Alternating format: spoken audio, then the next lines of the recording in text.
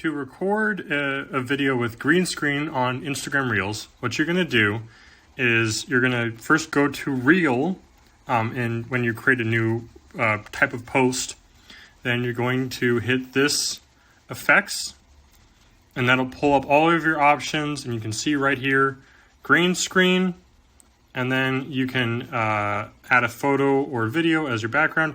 If you can't find it, you can just search up green screen, and yep, it'll be the first or the second option.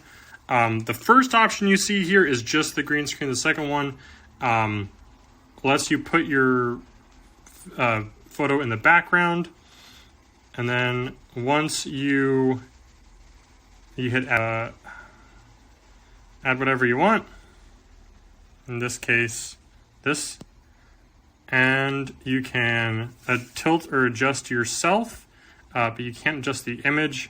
I personally would recommend using a vertical image or just a screenshot, because that'll make sure that your entire background is taken up by the image.